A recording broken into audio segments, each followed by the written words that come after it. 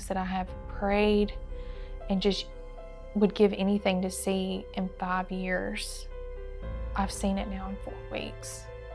By day 2 of life, Luke started to go into a coma. The first 6 months of Luke's life were very traumatic, to say the least. He was in the hospital every week. We would get out for a couple days and be back. His pneumonia was just never really managed. For 6 months, he stayed at a brain damaging level. Every time I would see a doctor, they just pick one diagnosis to fixate on.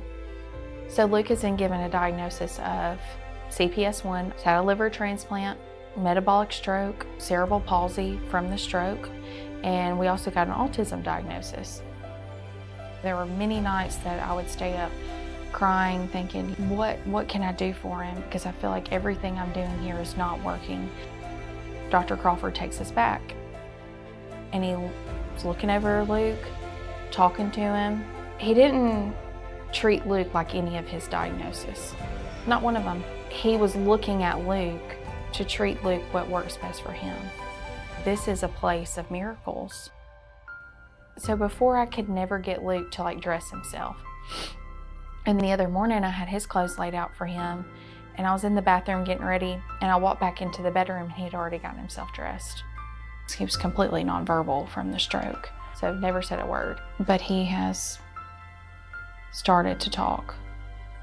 I was like, you get to go to clinic today and see all your friends. And I was like, are you ready to go now? And he said, yeah. And now he's trying, every night he's trying to sound out words. He actually sits at night and in bed and wants me to read to him. He's never done that before. He was not ever using utensils. And I've made videos of him since being here of eating his first cup of ice cream, literally from Chick-fil-A, because he can do it now. I just have so much hope for Luke's future, and just seeing the things that he's done in 4 weeks. I can't imagine what it's going to look like for him when we get home and we're doing home care. Who knows, maybe a year from now I will be sending y'all T-ball pictures and whatever he wants to do. You're doing awesome, dude. This place is restoring health, restoring hope to families, and truly changing lives, not only of the patients, but of the families as well.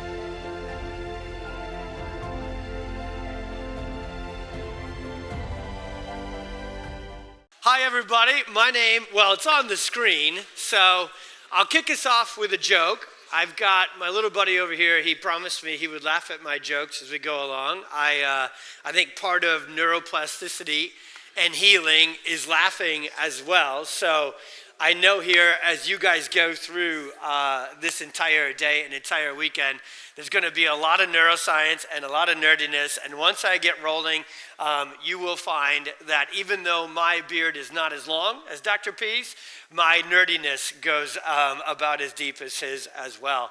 But has anybody seen the movie Austin Powers? The first one with Dr. Evil? So when you're a doctor and your last name is Ebel, you go by Dr. Tony, okay? Especially when you're bald. And so one year at Halloween, we're coming up on it. It reminded me of this joke to kick us off. We thought, and I have a pediatric practice, 80% of our patients are under the age of 12, which is probably what I should have thought of before this. And I dressed up as Dr. Evil, and I have another associate doctor who totally dysregulated his nervous system because he wore an eye patch all day and did that. And all the parents thought it was crazy, crazy funny, but it just scared the heck out of every single child because they've never seen the movie Austin Powers because it's not really appropriate. So, but I am here, and I want to let each of your families know as we kick this off, I want to start, most importantly, farm kid from Iowa, the boots are comfortable, but also I love that we are in a church doing this work.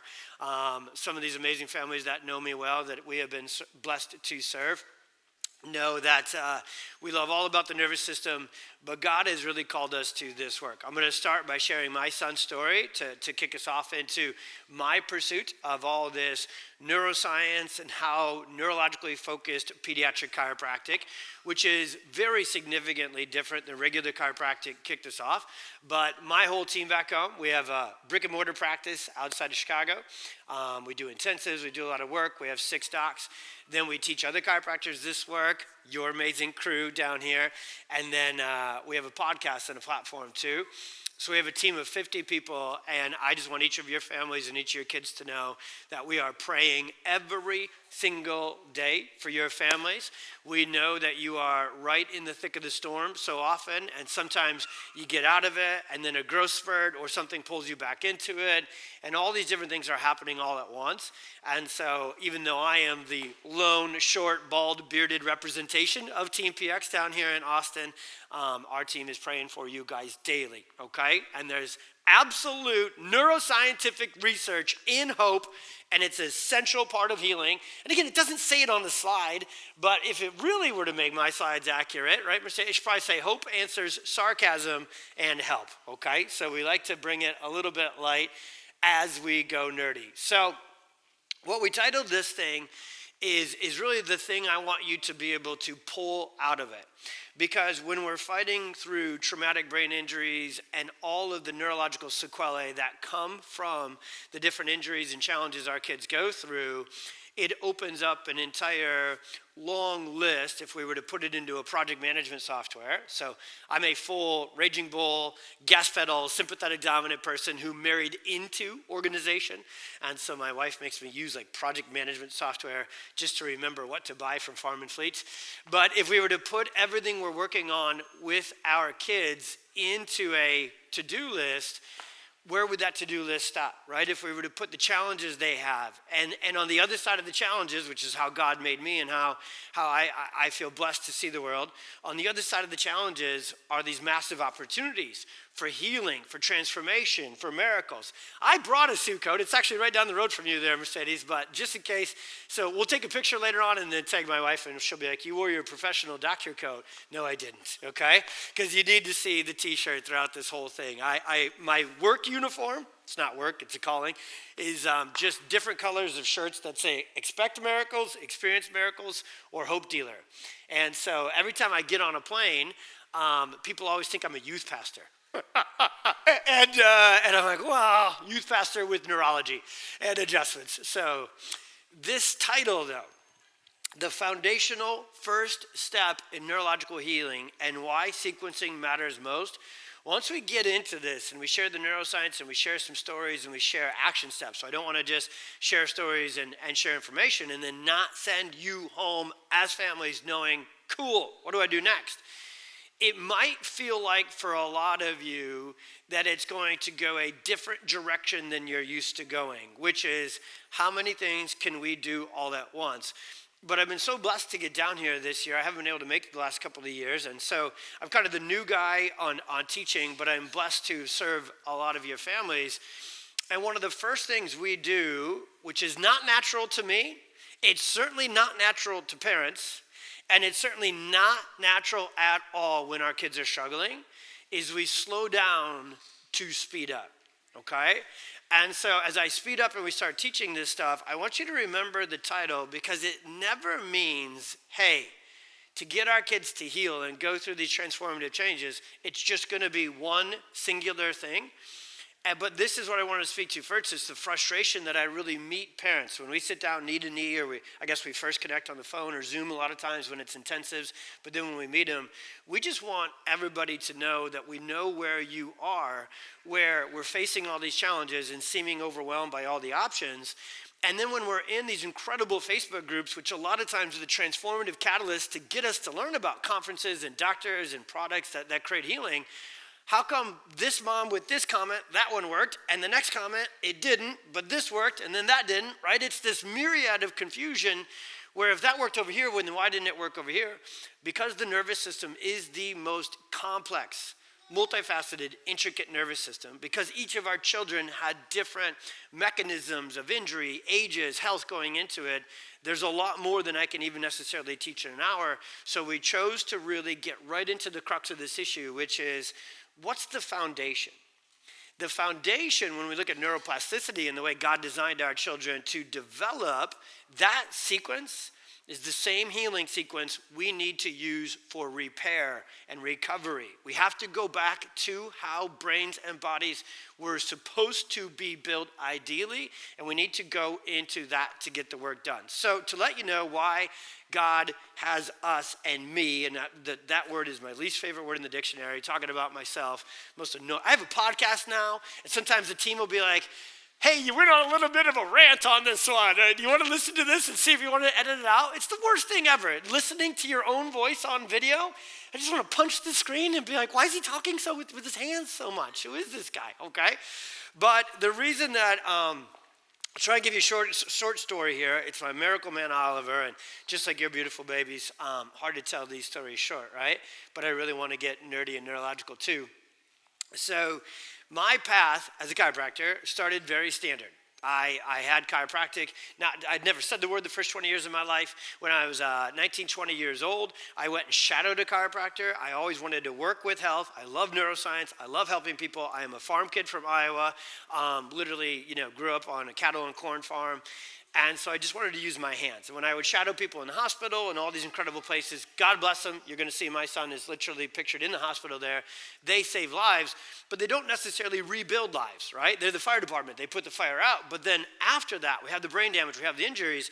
What do we do to rebuild? And so I never could work in that world, so I shadowed a chiropractor, and he was just so joyful, and people were so I was like, where am I?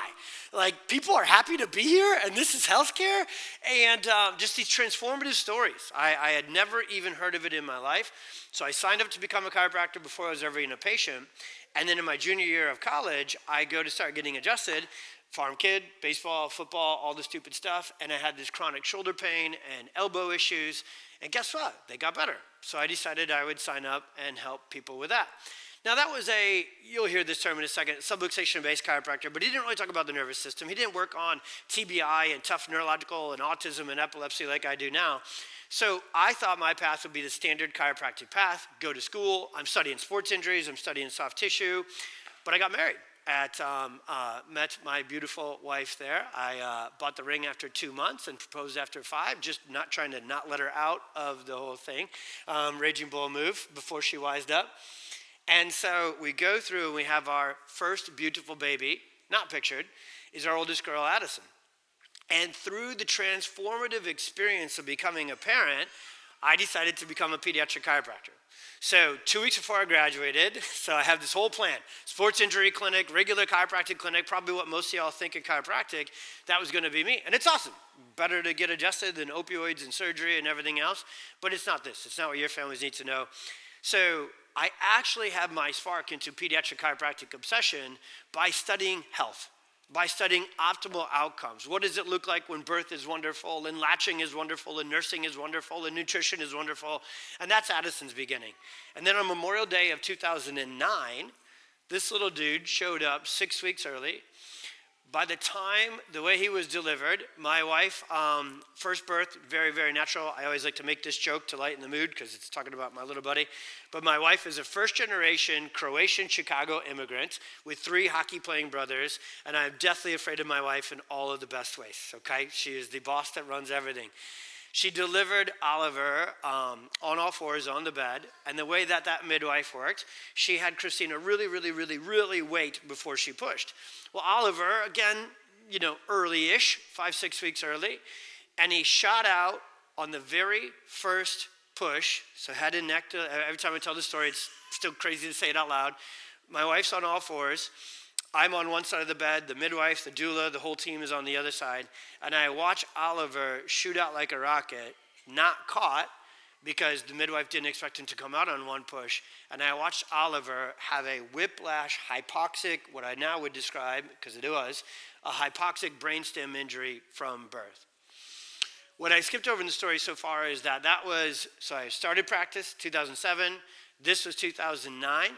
because I signed up to get a certification in pediatrics, back in 2008, autism wasn't a big deal.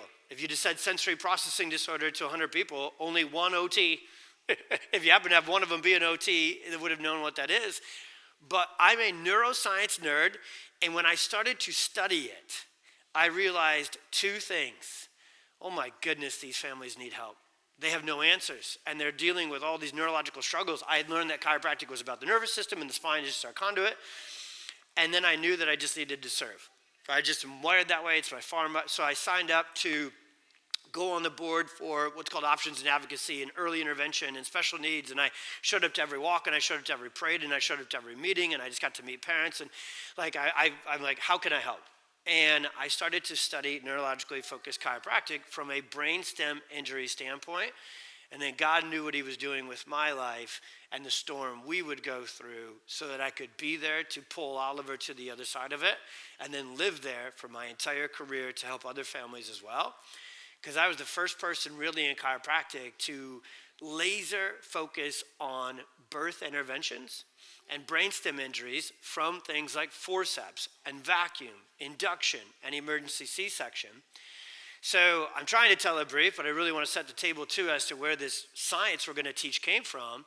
It actually came from my experience as a parent first, needing to know the answers, and then the provider kicked in as well.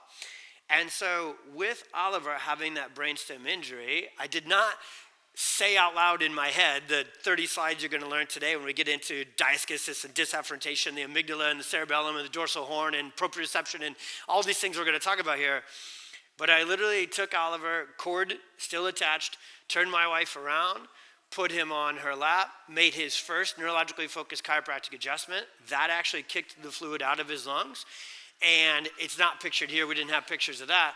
But that picture on the top left is me making one of his adjustments on the very first day of life. I was adjusting him, and you'll learn this science before we're done. I was pumping oxygen into his brain. I was pumping parasympathetics and vagal nerve tone into his brain. I had studied the science for restoration and rehabilitation later on, but in the minute of the emergency, all I knew what God had taught me to do and be, and I started to adjust him right out of the gates. And so he went from 2 days at one hospital, so they life-flighted him to that hospital. He had a hypoxic brain injury. Thankfully, my wife did not see this. I did. I'll never unsee it. I watched him have a seizure when we got to the first hospital, so within about an hour of life. And so they took him from that hospital in a helicopter to another. Then 2 days there, full oxygen blast, full everything they could, pulmonary hypertension, hypoxic brain injury, trying to get him to turn around with his oxygen, and he wouldn't. So they transferred us to Lutheran General in Chicago, and he had what's called ECMO procedure, extracorporeal membrane oxygenation, all right? They thought he'd be on that machine for 14 to 20 days and maybe never come off of it. His brain injury was so bad.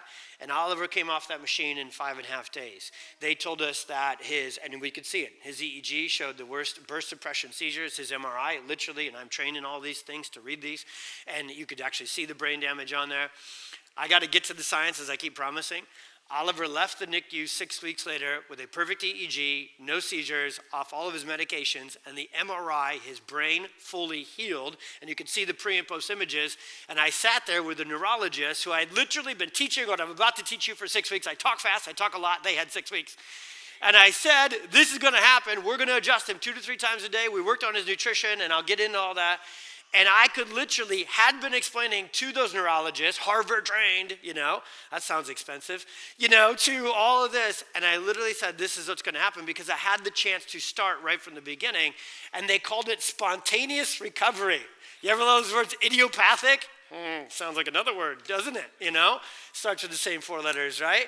And so I just lived in that same hospital neurologist. They told us he's got a 20% chance of living to age 1. And if he lives past 1, he's got a 99% chance of cerebral palsy, autism, epilepsy. Here's all your medications. Prepare now. And why'd they say 99%? Because it would have sounded awful to say 100%. But that's what they meant. And I am exactly like each one of you. I said, understood, thank you for saving my child's life, but no thank you to that outcome. Yeah. No thanks. I remember walking the halls and seeing all the stories and being inspired by them and then doing everything I could to maximize my child's healing from the beginning. And thank God, truly, that he put me down the path of being a nerdy, neurologically focused chiropractor first so I could install those things and get after them. And there's Oliver today. So, Oliver... So the reason, and I got to make sure, actually, I want to put this up. I can't stay to do the Q&A and jam with you. I can stay through lunch. I'm going to teach you as much as I can, but I promise I'm going to probably have you, you're going to have more questions and want to know more about this.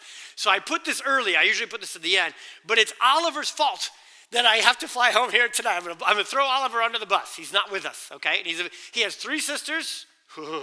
So they're 18, 14, and 11. So Oliver has the most calm, regulated nervous system in life because he's been adjusted a lot. And what choice does he have with 3 sisters anyways, other than to just go with the flow? But it's cross-country season, and Oliver now, a hypoxic, ECMO, brain injury child, runs a 440 mile. And so tomorrow is cross-country. It is now playoffs and sectionals and everything else. So I'm going to be home tonight so I can wake up bright and early tomorrow. I won't do it now and yell, "Go, Oliver, go!" Okay, I'm a bit of a yelling parent, in case that surprises no one, right? So we do Q&A episodes. We have so much information. I want to help each and every single one of your families individually. I love doing lectures, and I despise it too because I have to be so 30,000-foot view versus like, tell me about your kiddo, tell me what you're going through, tell me what the goals are. I do my job best individually. Every Friday we do Q&A episodes. The website that'll also give you every podcast episode has an article linked. We've got articles. I love to talk. I love to teach. I love to write. And so we've got a lot of articles that probably individually could help your family. We serve miracles. Megan and Levi, top left, Levi the legend, is the first kiddo. I guess Oliver was my first intensive without ever knowing I was doing one. And now we have a full family practice clinic, and we do take in intensives every single month as well.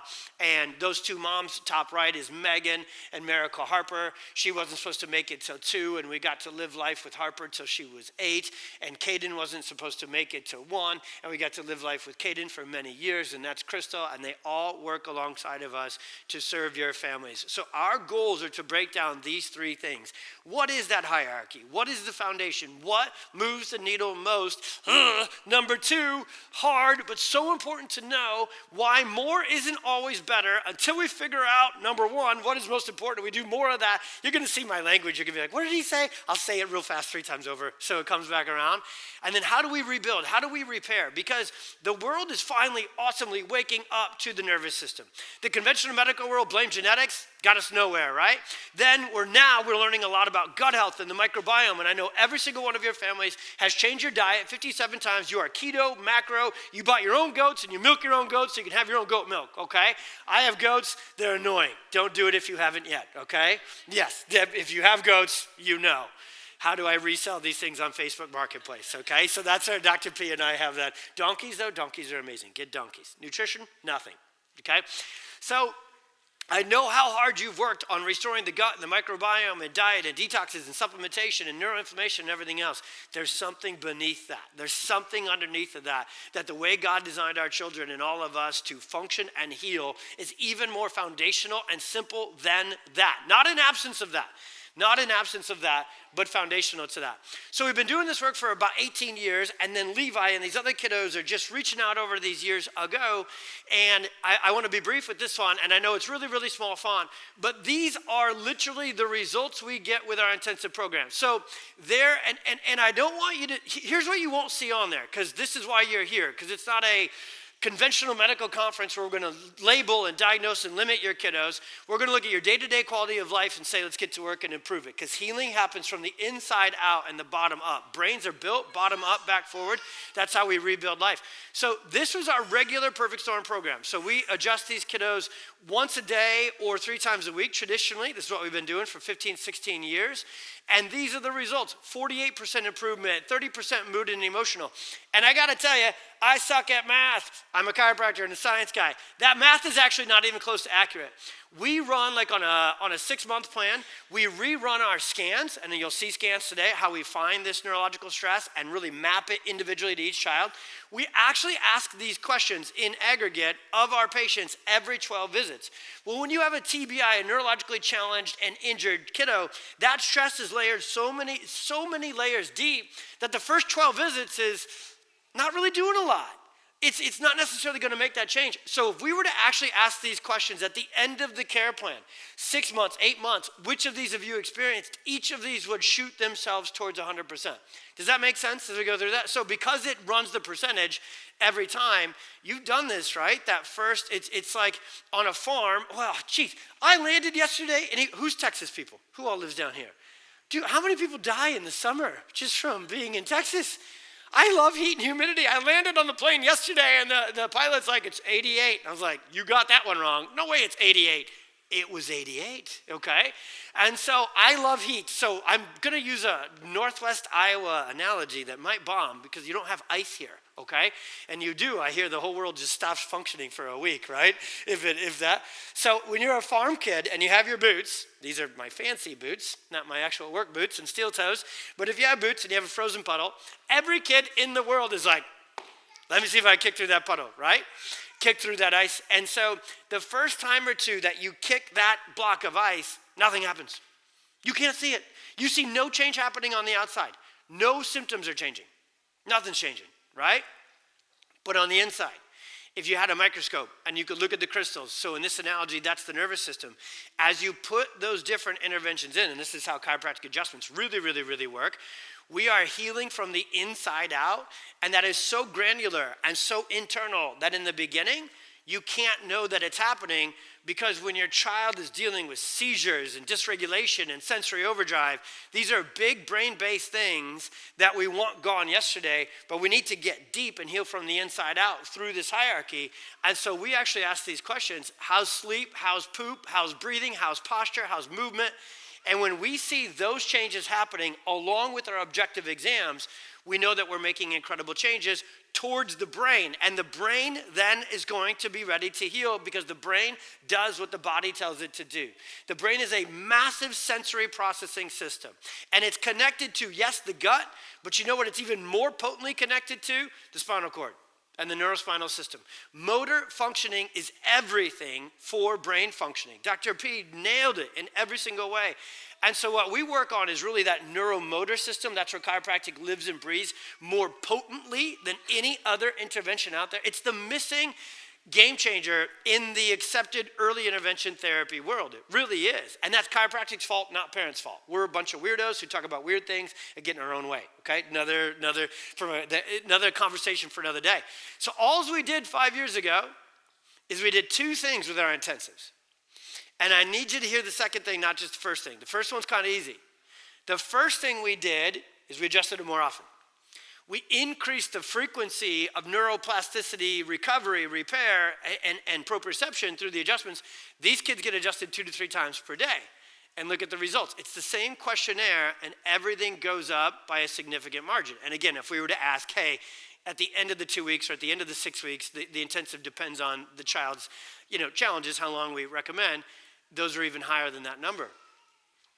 Here's the other thing, and I don't have it stated on the slide, but here's the other thing I've learned to do over the last couple of years. Change the sequence of everything the family is doing when they get there. And sometimes what we do is we take these incredible, transformative, we will need them later interventions that you're already doing, and we save them for later when the brain and the nervous system are going to be more ready for them. So when I first started doing intensives, I didn't change a single thing with my patients. If they were doing at-home primitive reflex therapies, if they were taking all these supplements, if they were doing all these things, we did not intervene. We just got started, we added chiropractic, and we went into those waters along with all the other interventions. But what I'm really here to teach you today is chatting and talking with Megan. She's always been incredible about allowing, so many families are, about Preston and allowing us to share these incredible stories. I was actually adjusting Levi one day after church, and I could just tell Megan, was just fried. from one, all the challenges Levi was going through, but two, all the decision-making she was doing. I have this list of all this information. Dr. P is exactly right. It's the best thing ever that we have access to the internet and these groups and all this information, but it can fry your brains too. Fry your brains figuring out what to do first, next, last, second, third, 17th, and how do I figure this all out at once? And I've always told my patients something I never did very well myself because I'm such a science guy. I've always said, listen to your mom gut. And I've always said, dads, listen to your wife. And I mean that pretty honestly on it, right? Like, no, just kidding. I'm one of us, so I love to throw us under the bus. But we're in that too. Just listen to your parent gut. And a lot of times at that point as a practitioner, at that point, I hadn't been. Because I was taking all these intakes, and on page 1, kiddo's name information. Page 2, what have you tried? What's working? What's not? And then page 3, what is the challenge? You know, what are the conditions and challenges? What's changed in my career is not so much page 3. Unfortunately, we're seeing more kids with more challenges. It's changed some. What's changed is page 2. Page 2, what are you trying? It used to be filled with medications. It's way less than that now. I love the shaking of the heads. Our generation of parents has woken up and said, better health through chemistry ain't working. It's not working for this. We're not taking that path. We're going to save that for the last resort. We used to joke we should answer our phones, welcome to the last resort. We're now second. Now we have to change it. Welcome to the second to last resort, okay? And I'm here to tell you that the options is all these things, but the order matters most. Now, so that's the old page 2. Now page 2 looks like this. All the supplements, all the homeopathics, all the interventions. Most of the time, and this is amazing. My presentation today is a little bit dicey because if it's like traditional world that we take sound bites, it's going to be, you miss the whole thing. All of those things that are going to detox, rebuild, resupport the microbiome, all the other, and then that's not even, those are the supplements for this kiddo that was coming from Scotland and is now healing. He's literally was level 3, nonverbal, wouldn't wear clothes, wouldn't go into, I made his first adjustment inside the rental car, and he's now going on vacation, wearing costume, words are coming alive. I mean, it doesn't include all the different therapies and neuromotor things he was doing. Now page 2 often is a PDF that needs to be attached, and here's all the things we're doing. And it just hit me on that Sunday after church adjustment with Levi and Megan, and I thought, you know what I probably need to do more is my gut tells me maybe we just need to hit pause on some of those things to clear room for more foundational healing. So a lot of you incredible families, just like Dr. P talked about, the learning to the results we're getting in our clinic isn't coming from us going to other conferences and seminars and reading books. I hunt those down like none other, all day, every day. But it comes from you. It comes from your kids. It comes from being courageous enough to try and match your courage and say, hey, what if we try it this way? And I mean that word try. What if we try it this way? What if we do it different than the accepted way and we slow down to speed up and we maybe just reorganize our approach? And I'm here today to not teach you about the 152 things that you can do to get your kiddo to heal, but I know what God's calling for me is to focus really on the foundation. And then if your gut and your experiences in your child, if you leave this and you go, I wonder if we need to slow down to speed up, man, I want you to trust that gut instinct and work with your providers to figure that out. So back to sarcasm. Okay?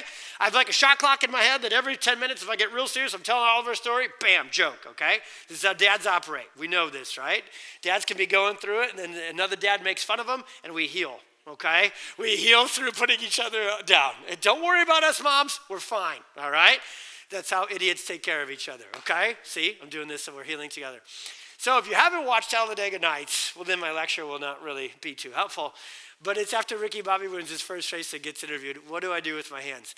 It's not just parents who get stuck there. It's providers too. We're doing all these things. How come we're not breaking through? A lot of times we just need to slow down to speed up. So let's get a little extra nerdy here. This chart, now you're dealing with my handwriting. Probably the worst thing a doctor is supposed to do is put a picture up of their own iPad drawing. I did my best with that one. And so the truth is, that little basic triangle, there's a lot fancier versions of it that you'll hear and see when you go into occupational therapy and neuroplasticity and the advanced ones we need too. But we need to simplify this. For us as providers and for you as parents, when we look at how the brains are built by design, by God. They are built with the nervous system developing first. So we're going to go through development because that's healing. Neurological healing needs to take the same path and the same sequence as neurological development did. In chiropractic, this has actually been written about for 100. If you were to read the chiropractic textbooks from 100 years ago, the early 1900s, you would literally think you're reading neuroplasticity research that just came out today, because the world has been so stuck on chemistry and pharmaceuticals, and then we went to nutrition and diet and supplementation, and it's really been about the brain and the nervous system the whole time, because the nervous system controls the gut, it controls assimilation, it controls inflammation, it controls everything. So if we don't get the nervous system under control, we're not going to get the gut under control, we're not going to get inflammation under control, we're not going to get the motor system under control. So back on track with this, we know that it's called retracing. So they called it retracing back in the day. We call it neurological reorganization and repair to get to regulation. And what we know is that the very first thing to develop in utero is the brain stem, so the bottom and the back of the brain, and then the neural tube. So the central and the autonomic nervous system develops first embryologically once life begins in utero. And then everything's going to grow from that. Then the heart, then the lungs, then the muscles, then the skeleton. So the central nervous system needs to develop first because it's going to control and coordinate everything after that. Well, then if we kick off of that from embryology and we look at neurodevelopment, motor milestones matter massively to brain development. Even a conventional pediatrician knows this. Even they have the proverbial chart, in their office. Did you know that they took crawling off the CDC recommended motor milestones altogether during COVID because it was already getting so bad, and then they were just like, well, we can't figure out why it's that. They do know, and they just don't want to admit it, so I don't want to think about that. But they do know what's up, and so they just said, well, instead of fixing it and making sure that we know brains are built bottom up, back, forward, and then they connect the two hemispheres from that direction, well, crawling is essential. So the motor system. So the neuromotor system is next in foundation. If I had more room and I take this basic and we start going nerdier with it, it's really the neurosensory, that sensory demand, that sensory input triggers everything within the body, right? So the motor system. Then the gut and the immune. What is the gut? It's a muscle. The esophagus is a muscle, the stomach's a muscle, the small intestine is a muscle. How does the immune system work? Respiratory, lymphatic, drainage, motility. So our immune system is very important on immunoglobulins and cytokines and everything else. But our immune system, back to my Iowa farmer upbringing, really just relies on plumbing. And when your child has a completely sympathetic dominant, locked in sympathetic dominant nervous system, they then have neurospasticity and asymmetry, primarily upper cervical, CT junction, upper thoracic, and through this where scoliosis comes in, and the whole neurospinal system gets like this. How are the ears, the sinuses, the lungs, the esophagus, the intestines, the colon, how are they supposed to drain and move fluid and mucus and poop and food out if they can't move at all? Because it's not just it's not just spasticity and asymmetry and tension. If you have if you have spasticity and tension and hypertonic muscles, the body goes through compensations, and it has hypotonic, weakened, shut down muscles. So we need some to move, to relax and get out of the way and let the ears and the gut and everything drain, and then we need others to turn on and activate and get rid of it. Well, if these are stuck and these are shut down, the gut and the immune system, even with perfect nutrition and supplementation and detoxification and you name it, we're literally trying to, throw a water balloon at a big old forest fire, okay? And then the brain does what all three layers below that tell it to do, okay? The brain works for the body. And so if we're trying to calm the brain, we need to get the body to chill out. If we're trying to connect the brain, we need to get the body to be better connected. And all of that runs through the nervous system. So what I put together in 2008, and there's another slide coming up here in a second, but this is the shorthand version of it. I put together a workshop for parents of kids with autism, and I did it. So the first time I ever delivered the Perfect Storm workshop, I had there was no clinical protocols established in chiropractic about this. There was no real specialties about it. But thankfully, God made me short man syndrome, raging bull, and the only way to know is to go. to just serve families, step up, serve, and figure it out as we go. So we've been farmering this together, and I delivered the first ever Perfect Storm workshop in 2008 to parents with children with autism and epilepsy, and then ADHD, and then a cerebral palsy support group. So every other chiropractor is like, let's talk about sports injuries and rehab. And I'm like, let's have a cerebral palsy and epilepsy conversation, see how it goes. And I was a year into practice, and I looked like I was 4, all right? But don't worry, I tucked in my shirt back in, wore a tie, Tyson, so I looked real professional. And I had curly hair. Nobody will believe that. Where's my man T with that hair? Yeah, right over there. So, sorry, Amari. That hair, no, I didn't have that hair. That hair is glorious. I never got to that stage of hair. But I delivered this workshop, and I'll never forget the first 3 or 4 that I did for the most courageous, incredible, all-in, whatever it takes parents, like the incredible ones with me here today. And they said, thanks for putting that together, because we had this feeling that all of that stress during a pregnancy might have been related. When they grab a hold of a forceps vacuum or a big set of hands and yank and twist a child into the world, then there's obviously this conversation, every antibiotic, every inhaler, every trigger of inflammation, and then this. And also in this world, we can also look at this and say, okay, where does that trauma, where did that injury, where did that accident really set up shop first? And traditionally, those physically traumatic injuries, they really shut down that system. And so this development, whether we're getting it to work great from the beginning, or we're going to go back to the beginning and try and get it healing and recovering and repairing, we have to start from the bottom floor up. We've got to work on the sensory motor system even before these other components. And the brain gets better last. And it gets better, so much better, when we have everything else working together, okay? So generally when I'm talking about this stuff, we're talking about it from a maternal distress and birth trauma, but it's the same neurology, even with hypoxic injury and near fatal. It still sets up shop within the system in the same sequence. So this is some of the research from that. This is actually talking about the other question to ask for your kiddos and for your children is, what was the status of their nervous system prior to? What if there was stress on there already? Do we have to even dig deeper than when we get to healing and get after it? Because what we know now with the high rates of stress and intervention, so now we don't celebrate women being pregnant, we diagnose them as such and do all these other sort of things. But maternal distress is something that showed up in the literature a lot as a neurological challenge, where what actually happens is a lot of our kids are being born with a vagus nerve, which is our rest, detoxification, regulation, socialization, communication, neuromotor coordination. The vagus nerve is the boss. If there's one thing that I want you to Google the heck out of, it's the vagus nerve, okay? You know, other doctors are like, where'd you learn that? And I'm like, where'd you learn that? Send me the link. I'm a different kind of doctor. I'm like, Google's great. Have you tried Perplexity and ChatGPT and all these, and Claude? Anybody flirting with AI here? Come on, dads. I know you're on there, right? And so we can find answers. I've always been that doctor. I'm so mystified. Okay, quick 30-second tangent. Promise, start the clock. I've always been mystified. I've been practicing same county, same town for 18 years. We have kids who had seizures, now they don't. We have kids who are nonverbal autism, now they're talking. You'd never know if you didn't have their case history. We have kids with ear infections who had tubes and now they don't. And if I am a doctor whose head is not, if my occiput isn't lodged in my sacrum, that's an anatomical way of keeping it clean in church, okay?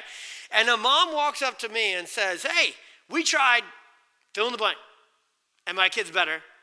I am getting every bit of information. All of a sudden, now the tables are turning, and I have questions for you. Tell me everything you know about fill in the blank. Where'd you learn? I do not care what it is that fill in the blank, just that the kid gets better. And you have this conventional medical system that when you and I and all of us like this walk in and say to our conventional folks, hey, we're doing this, and we're doing photomodulation, it's getting better. We're doing supplementation, it's getting better. We're doing chiropractic, and it's getting better. What do they say? Be careful. There's no research behind that. Right? Okay, 1988. It's like talking to a Trans Am. I don't know. Okay, I'm trying to think of Texas jokes here. And then the mullet came back, so I can't use that joke anymore to talk about outdated. But I'm like, who flew you here? Marty McFly and Doc and the DeLorean? Okay, that one is there. So when we look at this, we've known this research for a long time. And when I say we, I mean people who are cutting edge neuro practitioners, parents, and then maybe one day they'll pick up where we are. So we know that the vagus nerve is essential to getting life ready to adapt, ready to be plastic. If we are born into a sympathetic dominant state, and then injury comes on top of that, that's more layers of sympathetic dominance. And so there's a quick review of the perfect storm. And what I want you to know is those first two are what we see 60 to 80% of the case, 80 to 90% of the cases. So we see either high stress pregnancy or we see birth interventions.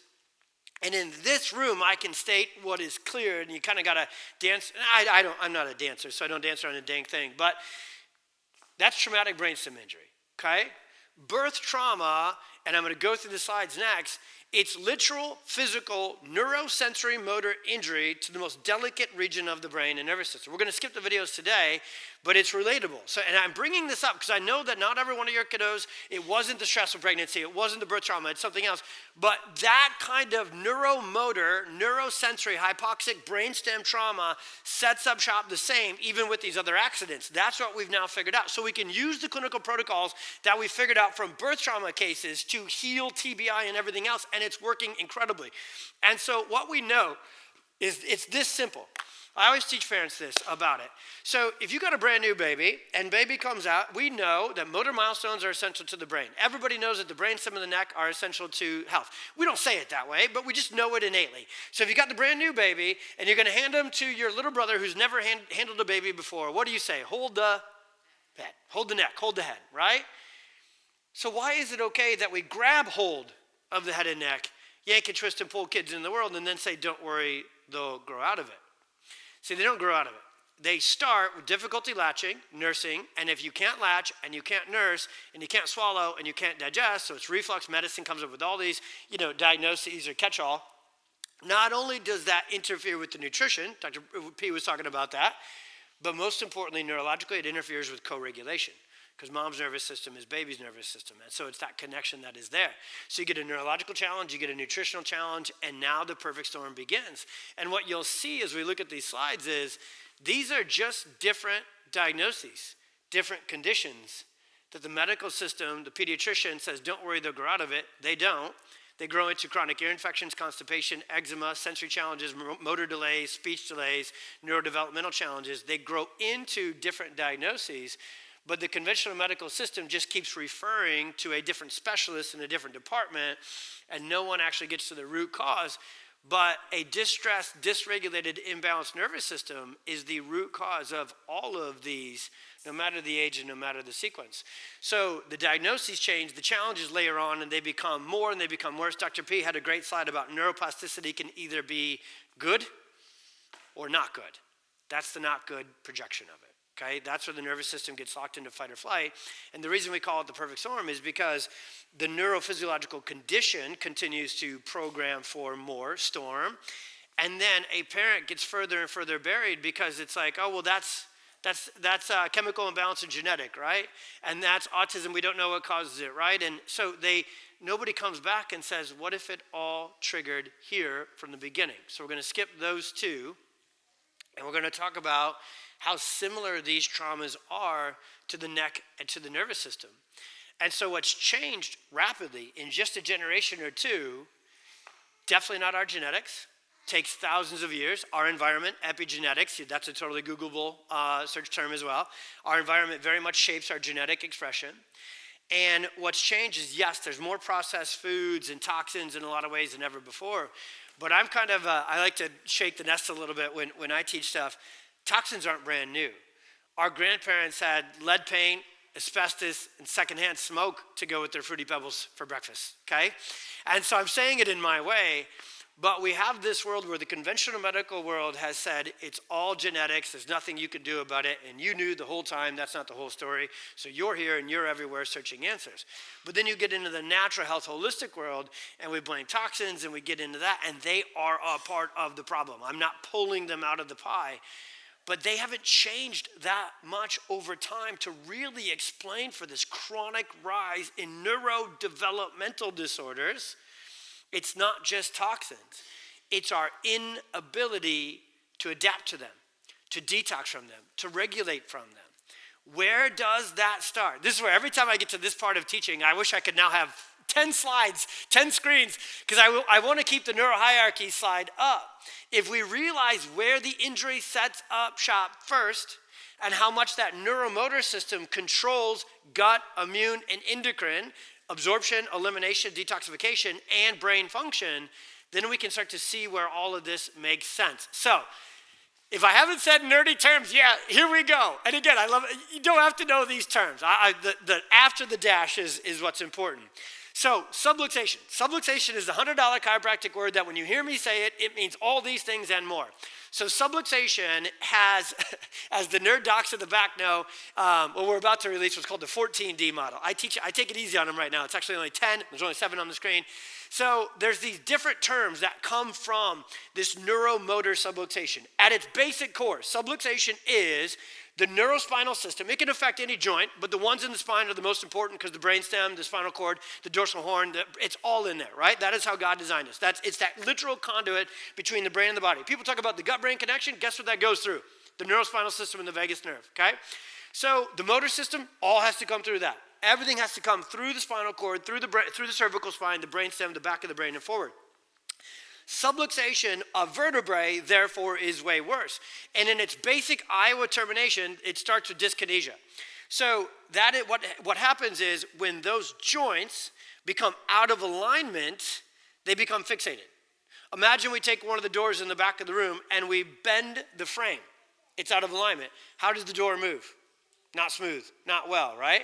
So that's called dyskinesia in Nerdville. The moment you have abnormal alignment and tension, and it can come from physical injury or it can come from hypoxic injury that causes spasticity and asymmetry. So not every trigger, even though it looks like it's going to start structurally and it's going to start physically, the injury doesn't need to start physically. Stress shows up in the physical, somatic, neurostructural system. Moms, dads, bad, stressful, crazy day. What's your neck feel like? What's your shoulders feel like? You didn't have an injury. You didn't get whiplash. You didn't fall on your head. But that emotional stress. You're traveling. You're staying at a hotel. You go down to the hotel tonight. You're like, they have margaritas here. I'm having 2 margaritas. You're not 24 anymore. How's your neck feel for the next 6 weeks? You thought I was going to say a day, but in your 40s, it's about a 6-week healing crisis, okay, from the second margarita. So toxins, everything sets up shop physically. You with me on that? And then this cascade kicks in. No matter how the trauma comes in, this is the sequence of how the body stores it. That's what I want you to know. So dyskinesia leads to disafferentation. That's abnormal sensory input. Neuromotor, most important system. It then shifts the system into sympathetic dominance. Dysautonomia, dysregulation, they're close cousins. They kind of mean the same thing. That then leads to dysfunction of every other system downstream. Dyskinesis is the abnormal output, and dystonia, too much or too little. And developmental dyskinesis, this is another nerdy one here. This is a term in Latin. It means that the system is shocked throughout. When the nervous system gets injured, wherever that injury primary sets up shop, dyskinesis means the effect of the injury might be somewhere else in the brain and the nervous system.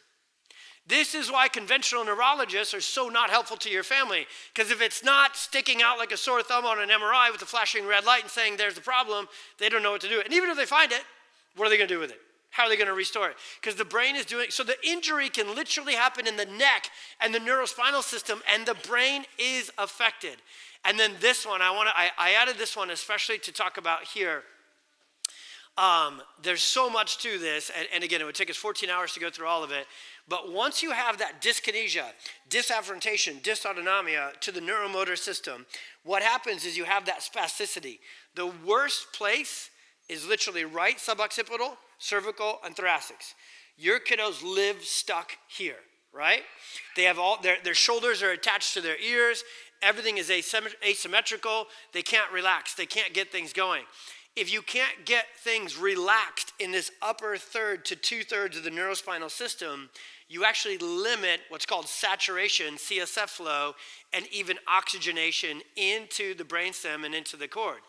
So it's never been categorized this way until we developed this understanding of the neuroscience of subluxation. and until we develop the protocols as by with which we adjust this. But neurologically focused, what we call neurotonal adjusting, is oxygenation into the brain.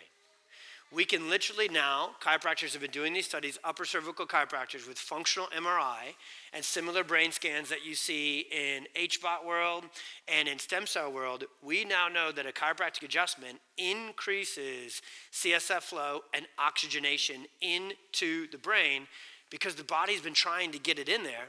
It's literally just obstructed, okay? So especially what I'm trying, and I'm running out of time, but what I want you to see is that this isn't actually fully just a conversation about how powerful chiropractic adjustments are. They got to be done, right protocols, right sequence, right training. So that's where PX Docs, you can stop by our booth and figure out. It's a totally different kind of, this is not, back to I love 90s movies. It's not chiropractor in a van down by the river, okay? That's what I would have felt like if I put my jacket on, by the way. You know, like, fat guy in a little coat. Okay, I'm a husky guy. So in this training gets through it. You get oxygen in. You get afferentation in. You get proprioception in. Anybody been adjusted before? And yes, physically you feel great, but mentally, emotionally, you feel calm. You feel connected. You feel regulated. Man, if that's great for us as parents, imagine how bad our kiddos who just can't get there at all experience that. So you get oxygen in, you get CSF in, and then hang with this. This is so cool. I promise you're going to hear more about this over the next 5 to 10 years. As our profession, osteopaths work on this as well. They're doing some good research. They got a little more access to money because they're, in the medical world than chiropractors do. But you also get metabolic waste out. We not only need to stimulate the brain through these adjustments and therapies, through adjustments, afferentation, proprioception, and oxygenation, we also need to get the brain to detox, because it was injured. So what I know is happening for Oliver, he's 16, little chump. So 16 years ago when I was adjusting Oliver, I had understood this neuroscience enough to know vagus nerve, parasympathetic, and I knew proprioception and mechanoreception. That's why movement-based therapies are so effective. I knew that as I was adjusting him, I was stimulating his brain in a way that would surge the parasympathetics, which is how you shut down the sympathetics. What I didn't know is I was able to also help him detox from the damage that was actually there on the MRI. That first MRI wasn't wrong. It was there. But that brain can heal. The only thing that's wrong in the medical, neurological, outdated 1988 world is their interpretation of what's possible, not what's on the image, okay? Brains absolutely, positively can heal. The bigger the challenge and the injury, the longer it's been there, the more work we got to do, the more intensive, the more foundational, the more structural we need to be in that. And it literally comes back to this. So what does healing look like over our last couple of minutes? We are a completely different practitioner, and this is so much easier for us than parents. I know when Oliver when he had those seizures, every single stinking day, it's hard for me not to swear, good thing we're in a church.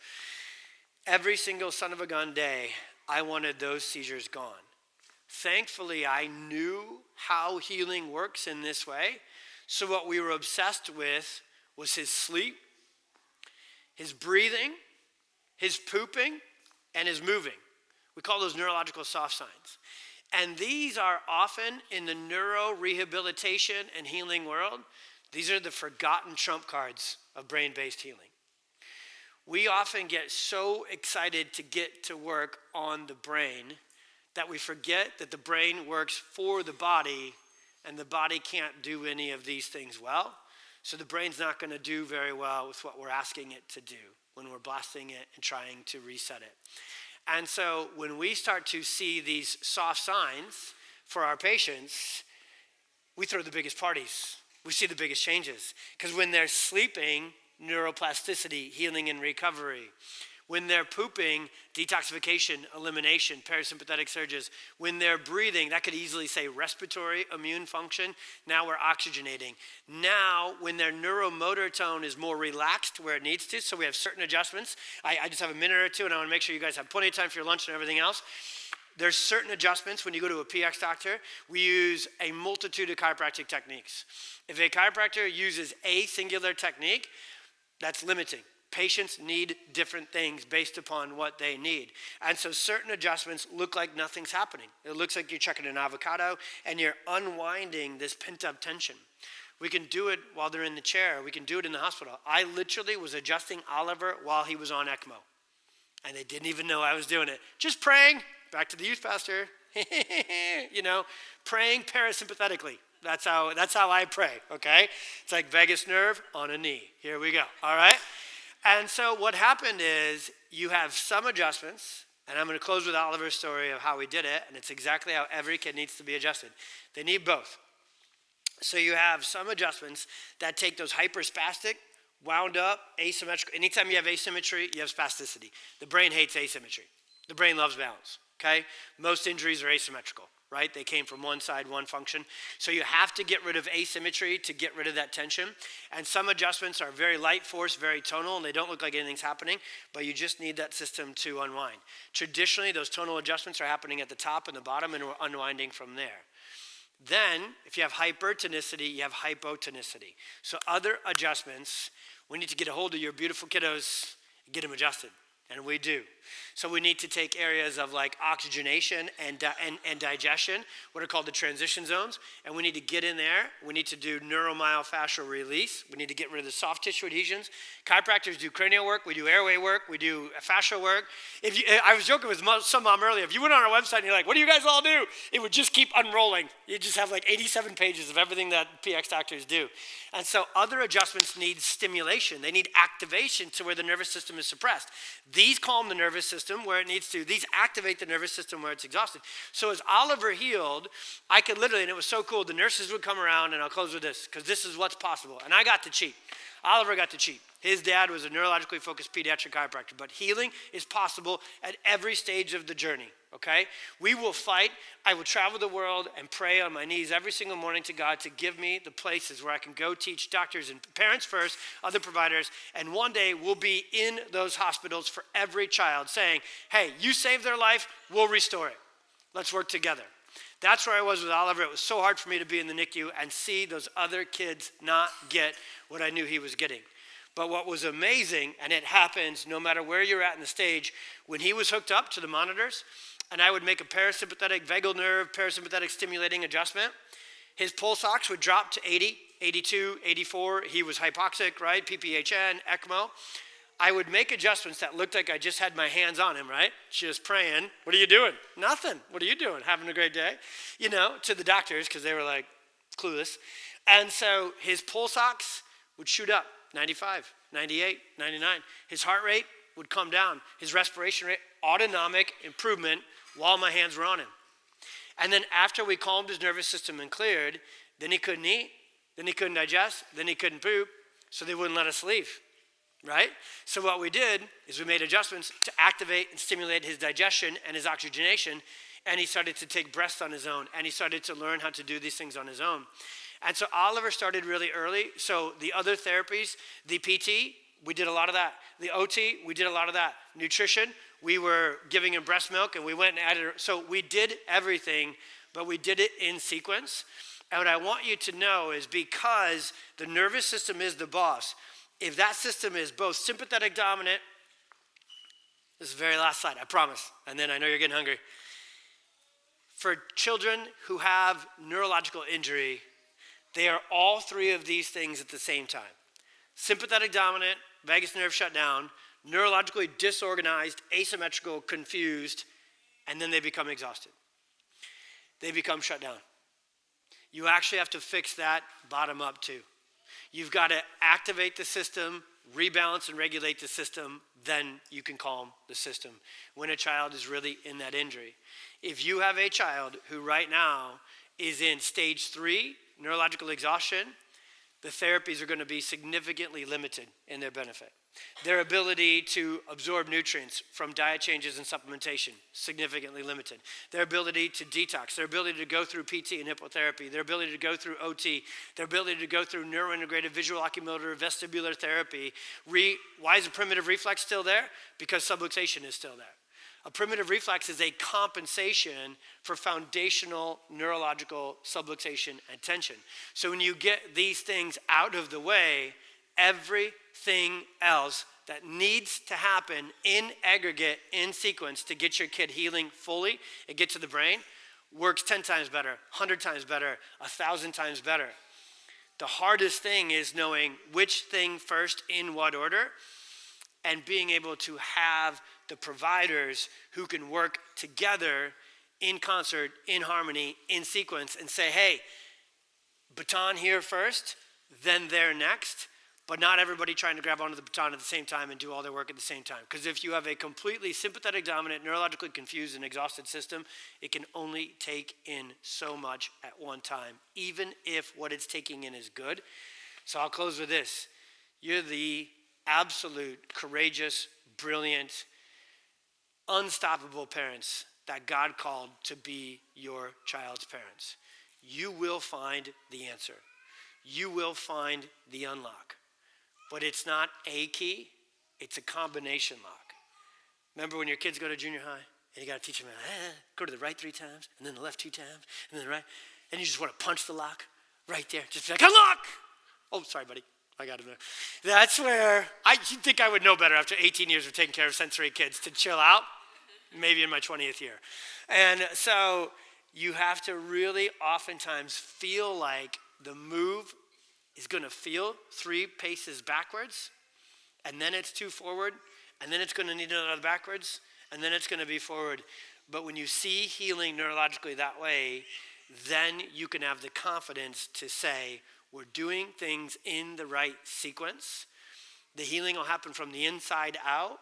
And so there's technology and scans. I didn't have time to get to them today. We can track this objectively. We can track it with the neurosoft signs. And if you can see that your child's HRV, EMG, soft signs, nervous system function is getting better, you can have all sorts of confidence that their brain over time will too. And your kids will do all the things that all the other doctors told them they couldn't as well. And let's see if we got one more picture of Oliver, man. Actually, sorry, I'll leave you with that one. Then we'll go to lunch. Wherever you are, we have now trained over 1,000 doctors in these clinical protocols. It starts with the principles scientifically, and then it has to do with the protocols. So we are not everywhere yet, but God has been so good and so faithful to this mission for so long. I am so blessed to be here. I wish Oliver could have come with me and you could meet him, because he's our little prayer warrior, and I want you to know he's praying for your families too. And I'll be flying home tonight. When he runs, I can see the scars from his ECMO surgery almost all the time. And so he'll be like winning a race, and I'm crying, and they're like, that is one emotional dad. And I'm like, you don't know the whole story. Extracorporeal membrane oxygenation, and let's just give me a moment, you know? And so I don't know how to close this one, because I just am so blessed to be here for your families.